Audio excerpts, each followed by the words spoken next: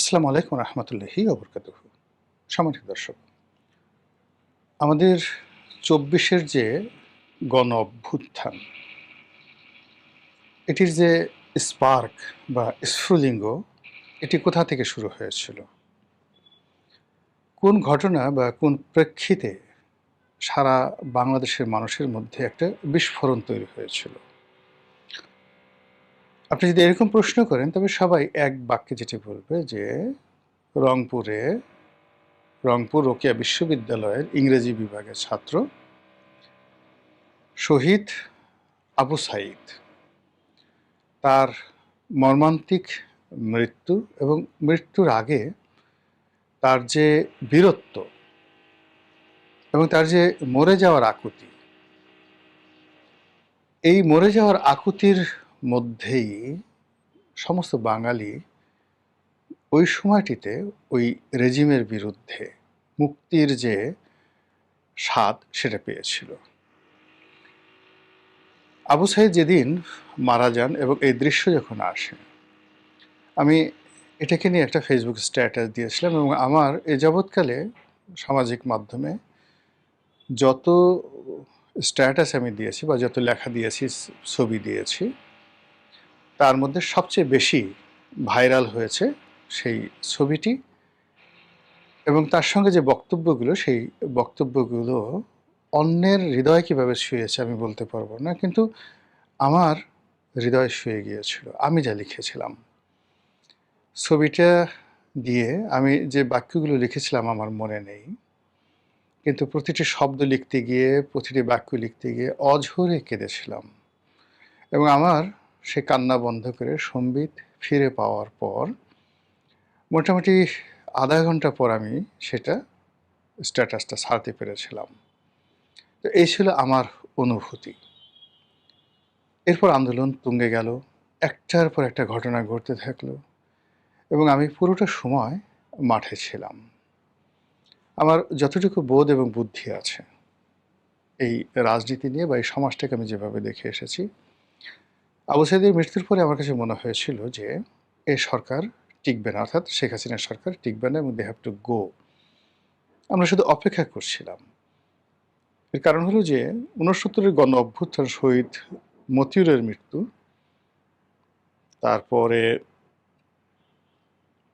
এরশাদের যে পতন, সেই পতনের পূর্ব মুহূর্তে ডাক্তার মিলনের মৃত্যু। তো শহীদ মতিউরের মৃত্যুটা দেখেছি আর শুনেছি, আর ডাক্তার মিলনের যে মৃত্যু, এটি একেবারে নিজের চোখে দেখেছি। তারপরে কত দ্রুত ঘটনা পরিক্রমায় একের পর এক ঘটনা ঘটলো, কী করে ক্যান্টনমেন্ট জড়িত হয়ে পড়লো, কী করে সেনাবাহিনী এরশাদের বাইরে চলে গেল, ঠিক ওইরকম একটা দৃশ্য আমি দেখতে পাচ্ছিলাম। এবং সরকার পতনের আগে ঠিক ১০ দিন আমি ইচ্ছে করে রাস্তাঘাটে ঘুরে বেরিয়েছি, দিনে এবং রাতে। আর এটা আমার জন্য খুব নিরাপদ ছিল এই কারণে যে আমার যে পরিচিত মুখের কারণে সরকারে যারা কর্তা ব্যক্তি রয়েছেন তারাও ওইভাবে আক্রমণ হয়তো করতো না। আর যারা রাজপথে ছিল তারা তো বলতে গেলে সবাই আমার ভক্ত ছিলেন। যার জন্য প্রতিটি দৃশ্য আমি দেখার সুযোগ পেয়েছি। আবার পরবর্তীতে যখন বঙ্গভবনে শহীদ আবু সাঈদের পরিবারকে ডেকে আনা হলো, তখন আরও নিশ্চিত হয়ে গেলাম যে একেবারে নিশ্চিতভাবে শেখ হাসিনা পতিত হচ্ছেন। কিন্তু যেদিন দেখলাম যে আওয়ামী লীগেরই কিছু লোকজন আওয়ামী লীগের পতনের পরে কেউ শহীদ আবু সাঈদের টুপি বানিয়ে, কেউ শার্ট বানিয়ে বিতরণ করছে, কেউ বলছে উনি আমার মামাতো ভাই, কেউ বলছে উনি আমার ছাত্র, কেউ বলছে আমি ওনার অমুক তমুক ইত্যাদি বলে রীতিমতো একটা ব্যবসা ৫ই আগস্টের পরে একটা ব্যবসা শুরু হয়ে গেল। আমি মনে করলাম যে আসলে আন্দোলনের যে রূপরেখা, শহীদ আবু সাঈদকে নিয়ে যে ধরনের ভাব এবং গাম্ভীর্য হওয়া দরকার ছিল সেটা আমরা করতে পারিনি। যেভাবে আমরা অতীতে সেলিমকে মনে রাখিনি, দেলোয়ারকে মনে রাখিনি, এরশাদ জামানার, দীপালি সাহাকে মনে রাখিনি, আমরা যেভাবে সালাম, রফিক, বরকত, জব্বারকে মনে রাখিনি, শুধু গানে মনে রেখেছি। কিন্তু আমাদের মধ্যে কোনো নাগরিক চেতনা এখনো পর্যন্ত জাগ্রত হয়নি যে দেখি সালাম, রফিক, বরকত, জব্বার এই নামগুলোর সাথে যে পরিবার জড়িত 19 সেই মানে 1952 সালে ভাষা আন্দোলনে তারা যেভাবে রক্ত এই মাটিতে দিয়েছে সেই রক্তের ধারক বাহকগুলো এখন কোন পর্যায়ে আছেন, বংশধররা কিভাবে আছেন। তো যে মাটি কখনো কৃতজ্ঞতা প্রকাশ করতে পারে না জাতীয় বীরদের প্রতি, সে মাটিতে বীর পয়দা হয় না। এনিওয়ে, একজন শহীদ আবু সাঈদ পাওয়ার জন্য আমাদেরকে সেই 1990 থেকে একেবারে 2024 পর্যন্ত 34 বছর আমাদেরকে অপেক্ষা করতে হয়েছে। এটা হলো রিয়েলিটি। আবার কোন 34 বছর পরে এরকম আরেকজন আবু সাঈদ এভাবে বুক চিতিয়ে দাঁড়াবে জাতির জন্য, এটা আমরা জানি না। তো সেই আবু সাঈদকে আমরা আসলে কেউ ওন করতে পারিনি। আমাদের ডক্টর মোহাম্মদ ইউনূস সেখানে গেলেন, তারপর সমন্বয়করা গেলেন এবং ওখানে গিয়ে মানে তারা যে ধরনের কাজকর্ম করলেন, কেউ চোখ পিট পিট পিট পিট করে কান্নার ভান করলেন, কেউ মানে আপনার পিছনে যদি কারোর গালের উপর দুইটা চড় মেরে বা পাছার উপরে যদি আচ্ছা মতো ব্যাত মারা হয়, কাঁদ কাঁদ কাঁদ, কান্না কর কান্না কর, তখন মানুষ যেভাবে কান্নার অভিনয় করে বা পিছনে একটা গোকরা সাপ থাকে, ঠিক ওই রকমভাবেও মানে কেউ কাঁদতে পারেনি। এর কারণ হলো শহীদ আবু সাঈদের যে রক্ত, তার যে আত্মত্যাগ, এটা সাধারণ মানুষকে যাকে বলা হয় উদ্বেলিত করেছিল। কিন্তু কোনো অবস্থাতেই আন্দোলনের যারা সুবিধাভোগী, যারা মাখন পার্টি, যারা যাকে বলা হয় সেই মধু খাওয়া মৌমাছি, তাদের হৃদয়ে কখনো মানে শহীদ আবু সাঈদ ঢুকতেও পারেননি আর ঢুকবেনও না। তো সেই দিক থেকে আমি যখন দেখলাম যে রংপুরে লোকজন যাচ্ছেন, নেতৃবৃন্দ যাচ্ছেন, এটা একটা জাস্ট একটা কথার কথা।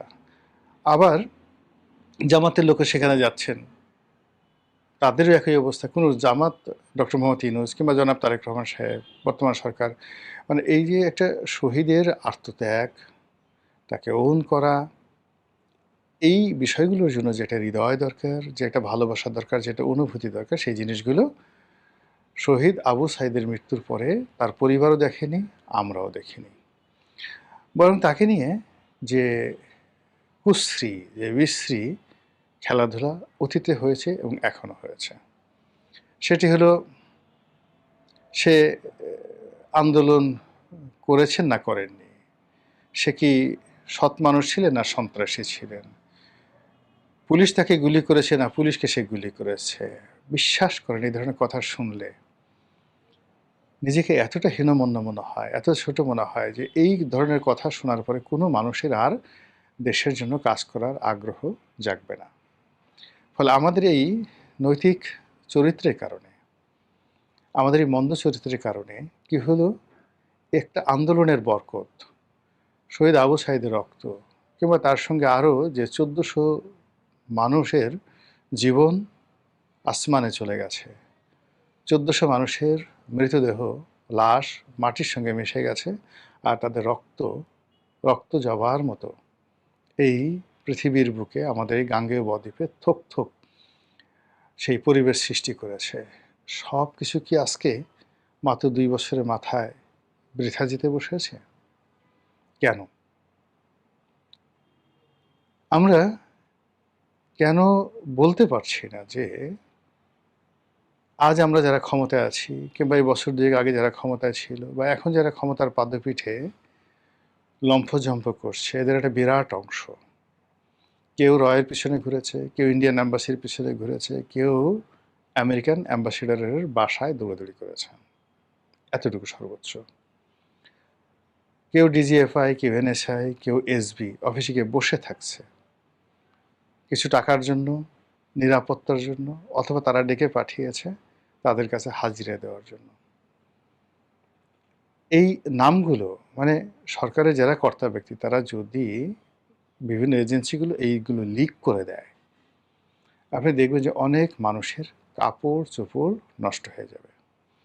ইদানিং আপনি দেখুন যে জুলাই আগস্টের বিপ্লবের যারা নেতৃবৃন্দ রয়েছেন, তাদের মধ্যে কামড়াকামড়ি শুরু হয়েছে। তারা কে আওয়ামী লীগের দোসর, কে আন্দোলন চায়নি, কে পিছন থেকে ছুরি মেরেছে, কে সম্মুখ সারির নেতা, এই কথাগুলো এখন এত বিশ্রী এবং বিকটভাবে সামনে চলে আসছে। আপনি দেখবেন যে আন্দোলনের অনেক সম্মুখ সারির নেতাকে আগামী দিনে পথে ঘাটে রাস্তাঘাটে অপমানিত এবং লাঞ্ছিত হতে দেখবেন।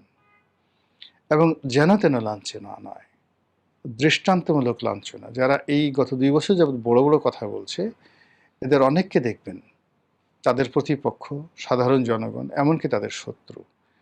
মানে তাদেরকে আঘাত করতে পারা বা তাদেরকে অপমান করতে পারার মধ্যেই অনেকে বীরত্ব খুঁজে পাবেন। আর এই জিনিসটি হয়েছে এই যে শহীদ আবু সাঈদের মতো মানুষকে, তার রক্তকে, তার কর্তৃত্বকে আমরা ওন করতে পারিনি। ওন না করে আমরা আমাদের নিজেদের স্বার্থ, আপনি চিন্তা করেন যে একজন বিপ্লবী, জুলাই বিপ্লবী কিংবা ধরুন এই সময়টাতে বিএনপির যারা লোকজন বা জামাতের যারা লোকজন, যাদের ঠিক শেখ হাসিনার জামানাতে বাড়ি গাড়ি কিচ্ছু ছিল না, যারা বনেদি ব্যবসায়ী ছিল, তাদের কারো ব্যবসা বাণিজ্য ছিল না, সব পথের ফকির হয়ে গিয়েছিলেন। মাত্র ২ বছরের ব্যবধানে আপনি দেখুন তাদের গায়ের রং, পোশাক, গাড়ি, বাড়ি থেকে শুরু করে পুরো আচরণ পরিবর্তন হয়ে গেছে।